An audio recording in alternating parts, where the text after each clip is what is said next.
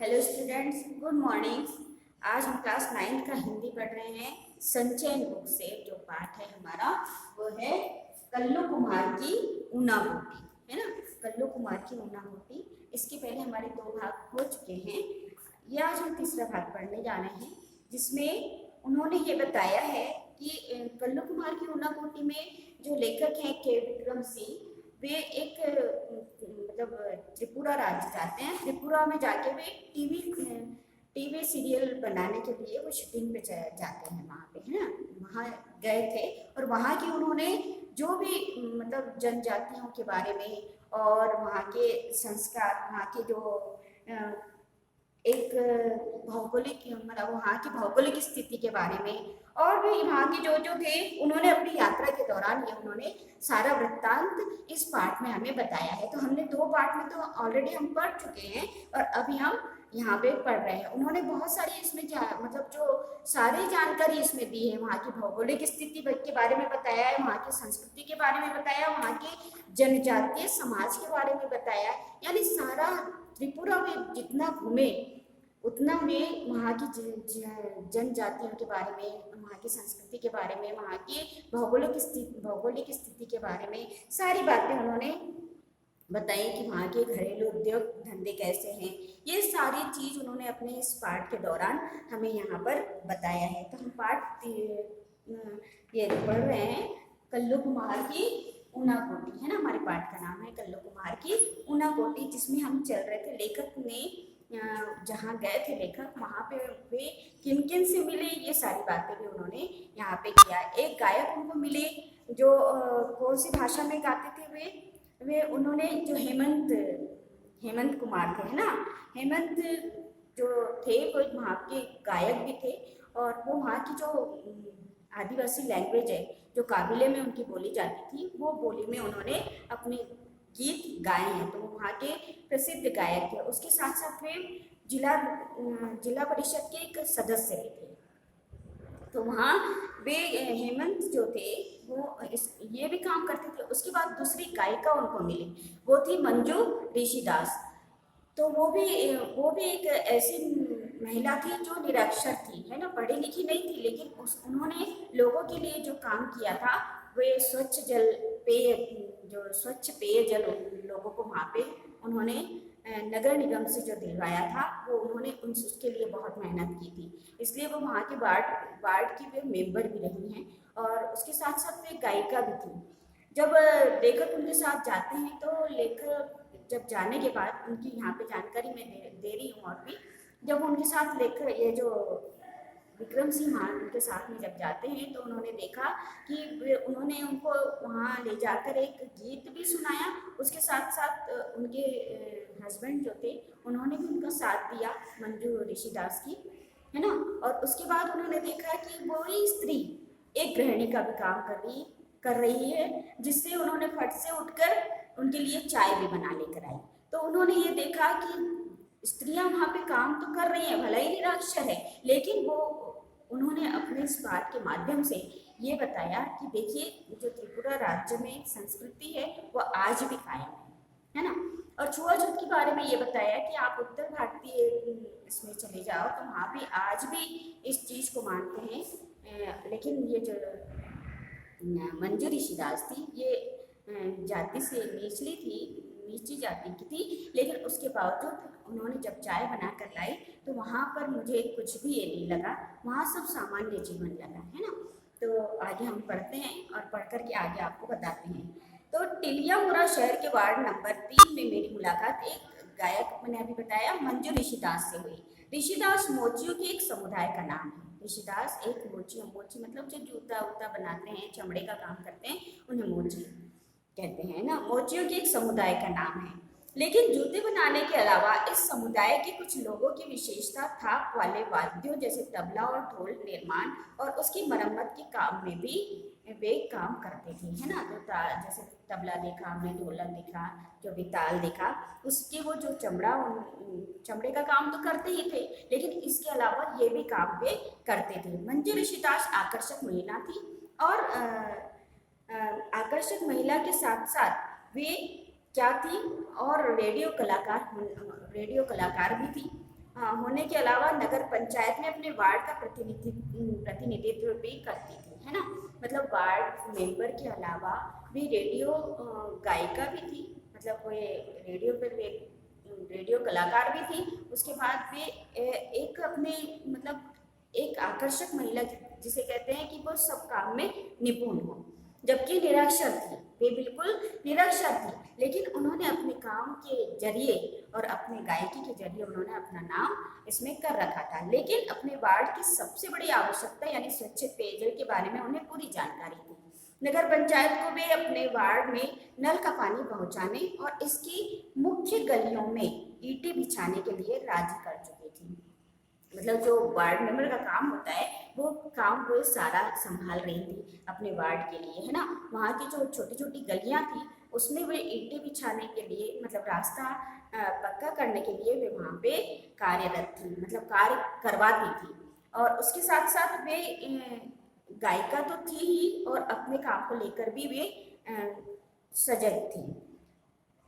इसकी मुख्य गलियों में ईंटें बिछाने के लिए भी सबको राजी मतलब नगर निगम को राजी कर चुकी थी। हमारे लिए उन्होंने 2 गीत गाए। अब वे गायिका तो थी, तो अब ये जब गए थे टीवी सीरियल में बना रहे थे तो इन्होंने सोचा कि हम जो जिन जिन से मिल रहे हैं, जो गायकों से मिल रहे हैं, उनसे गीत भी गवाने चाहिए। तो उस लेडीज ने इन्हें 2 गीत भी सुनाए, है ना। 2 गीत गाए और इनमें उनके पति भी शामिल होने की कोशिश की। उनके पति ने भी उसमें शामिल हुआ। तो 2 गीत गाने जो गीत गा रही थी मंजू रविदास जो अपना गाना सुना रही थी इनको, उसमें उनके पति भी शामिल थे। क्योंकि मैं उस समय उनके गाने की शूटिंग भी कर रहा था, है ना। जब मैं तो शूटिंग करने के लिए गया था, टीवी सीरियल के लिए मैं टीवी के लिए कर ही रहा था, लेकिन मैंने उनके 2 गानों की भी मैंने शूटिंग की। गाने के बाद भी तुरंत एक गृहिणी की भूमिका में आ गई। गृहिणी बताई ना कि जिस समय में मतलब गाना गा चुकी, उसके बाद वे उठी और एक गृहिणी की भूमिका में वे आ गई। तो कैसे समझा उन्होंने कि गृहिणी की भूमिका में आ गई, और बगैर किसी हिचक के हमारे लिए चाय बनाकर ले आई। अब फट से जाकर वे चाय भी बनाकर लेकर आ गई हमारे लिए। मैं इस बात को लेकर आश्वस्त हूँ कि किसी उत्तर भारतीय गांव में ऐसा होना संभव नहीं है ना। उन्होंने उत्तर भारतीय का एक एग्जाम्पल दिया कि उत्तर भारतीय गांव में यदि हम जाते हैं तो आज भी वहाँ पे ये सब चीज़ों का थोड़ा बहुत मानना जरूरी समझते हैं वो लोग कि छुआछूत है ना। ऐसे लोग मतलब ये ऐसा बता रहे हैं कि भारतीय गांव में ऐसा होना संभव नहीं है, क्योंकि स्वच्छता के नाम पर एक नए किस्म की अछूत प्रथा वहाँ अब भी चलन में है। जो बताया ना छुआछूत जो प्रथा चल रही है आज भी वहाँ पे कायम है उत्तर भारतीय गांव में, है ना। लेकिन लेखक कह रहे हैं कि मैं जब त्रिपुरा में घूम रहा था और इन सब लोगों से मिला, उस समय मुझे ऐसा नहीं लगा। वहाँ पे एक साधारण सा लगा कि सब लोग मिलजुल के काम करते हैं और उस यानी कलाकार और इतने बड़े मतलब वहाँ पे भी कार्यरत होने के बावजूद उन्होंने हमको समय दिया और हमारे साथ में एकदम साधारण व्यक्ति की तरह वे हमसे मिले। उन्होंने चाय बना के लाई, हमने पी भी ली। तो ये सब चीज़ें हमने वहाँ नहीं देखा था, हाँ उत्तर भारतीय गांव में। तो वो वहाँ की इस चीज़ के लिए तारीफ कर रहे हैं, इस चीज़ के लिए बता रहे हैं कि वहाँ हमने बिल्कुल साधारणतया जैसे आम व्यक्ति रहते हैं वैसे ही हमने उन लोगों को उनके साथ में समय बिताया। किसने बताया ऐसा? लेखक कह रहे हैं। त्रिपुरा के हिंसाग्रस्त मुख्य भाग में प्रवेश करने से पहले जब हम त्रिपुरा में अंदर जा रहे थे, मतलब जंगल की ओर बढ़ रहे होंगे, जैसे जैसे अंदर बहुत सुंदर सीनरी है वहाँ पर। हम जब जाते हैं साउथ में, आप जब जाते हैं केरल चले जाओ या और ऊटी चले जाओ, है ना, तो ये सब चीज़ें बहुत अच्छे अच्छे वहाँ पे सीन हैं, देखने लायक दृश्य है ना। तो बोले जैसे जैसे हम हिंसाग्रस्त मुख्य भाग में प्रवेश करने से पहले, हिंसाग्रस्त मतलब वहाँ भी ये सब आतंक मचा हुआ था। लोग सीआरपीएफ जो पुलिस का पहरा रहता था वहाँ पे भी था, और इसी कारण रहता था कि मतलब वहाँ भी सैनिकों को मार दिया जाता था क्योंकि सीमा ग्रस्त था। तो त्रिपुरा के हिंसाग्रस्त मुख्य भाग में प्रवेश करने से पहले अंतिम पड़ाव टिलियामुराही है। वहाँ पे जब हम अंतिम पड़ाव हमने जब त्रिपुरा में सारा घूम लिया तो वहाँ पे अंतिम पड़ाव जहाँ पे हम रुके थे वो कौन सा गांव था? टिलियामुराही है। राष्ट्रीय राजमार्ग 44 पर अगले 83 किलोमीटर यानी मनु तक की, मनु एक प्लेस है, वहां पे बता रहे हैं, मनोदक की यात्रा के दौरान ट्रैफिक सीआरपीएफ की सुरक्षा में काफिलों की शक्ल में चलता है। वहां पे ट्रैफिक में जब चलते हैं तो वहां पे सीआरपीएफ की सुरक्षा में ही सब लोग जाते हैं, है ना। जैसे कोई भी सीमा पर जाए तो वहां पे हमें आप देखते हैं सब सैनिक तैनात रहते हैं, वो भी सीआरपीएफ रहते हैं, सीआईएसएफ के। ये सारे सैनिक हमें वहां पे तैनात मिलते हैं। क्यों? क्योंकि वो हमारी सीमा की सुरक्षा करते रहते हैं। मुख्य सचिव और आईजी सीआरपीएफ से मैंने निवेदन किया कि वे हमें घेरेबंदी में चलने वाले काफिले के आगे आगे चलने दें। उन्होंने कहा कि ये जो काफिला चल रहा है आपका, मतलब जो ट्रैफिक चल रही है और उसके बीच में सीआरपीएफ भी है, आगे भी और पीछे भी।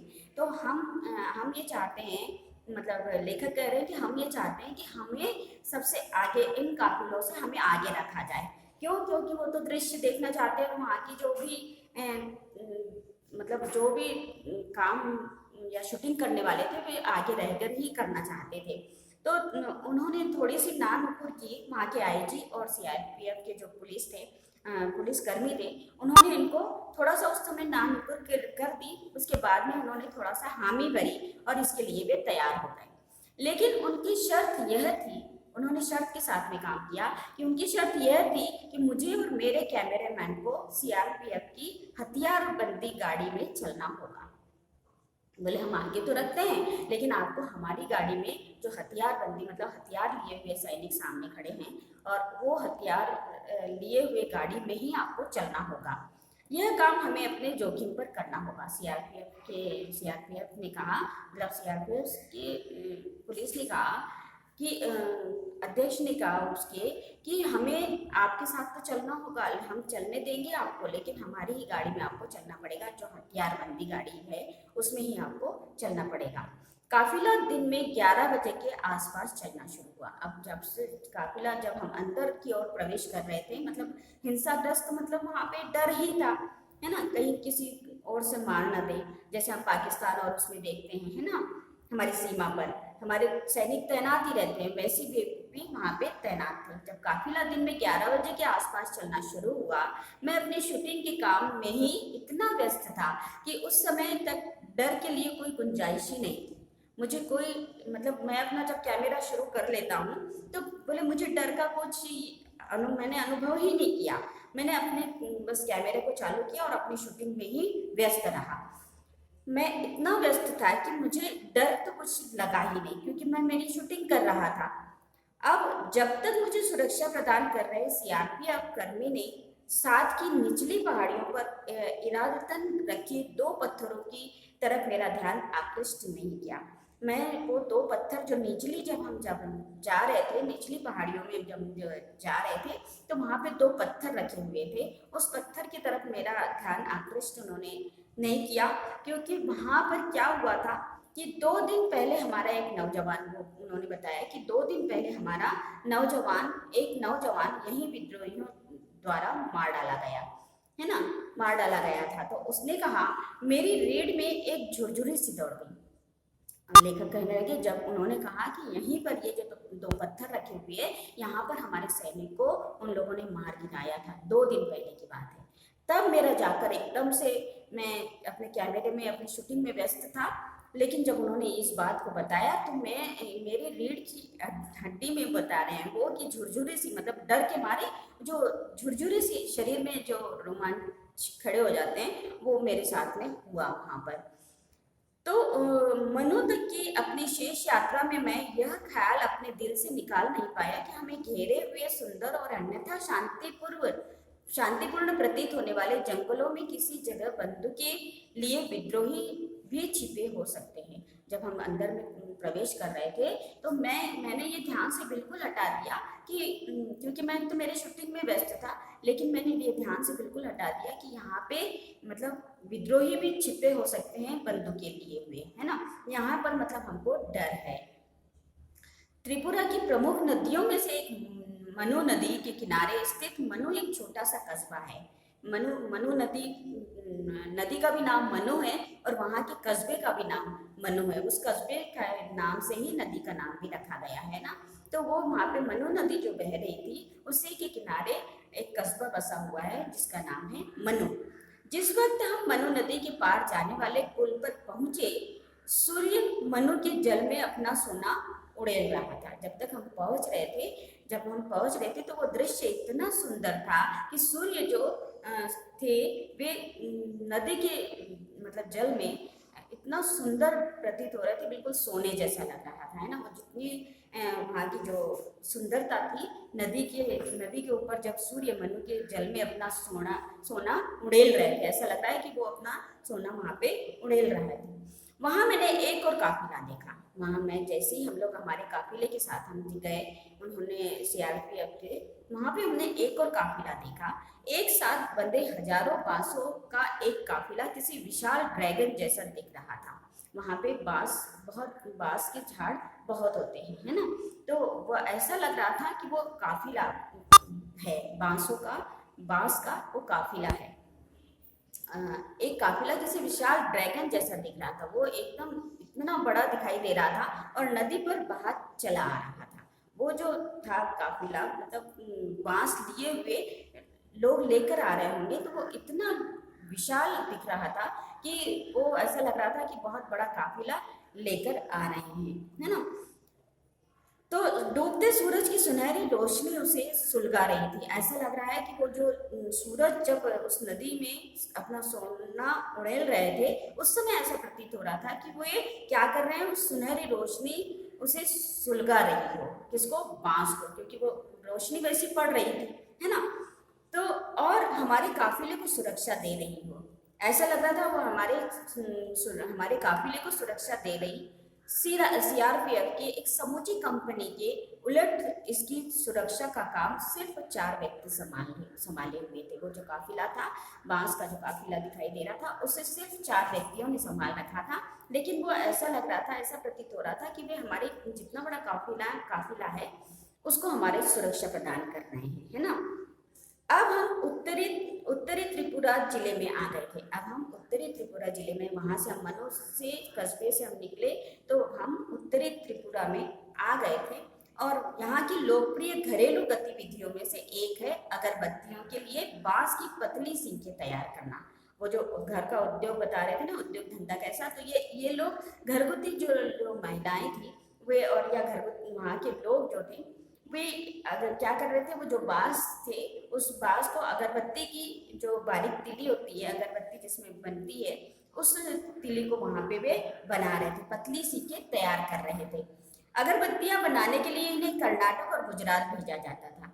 और अगरबत्तियां जब तैयार हो जाती थी, बांस की पतली सीखें, तो उसको कहाँ भेजा जाता था? गुजरात और कर्नाटक। उत्तरी त्रिपुरा जिले का मुख्यालय कैलाश शहर है।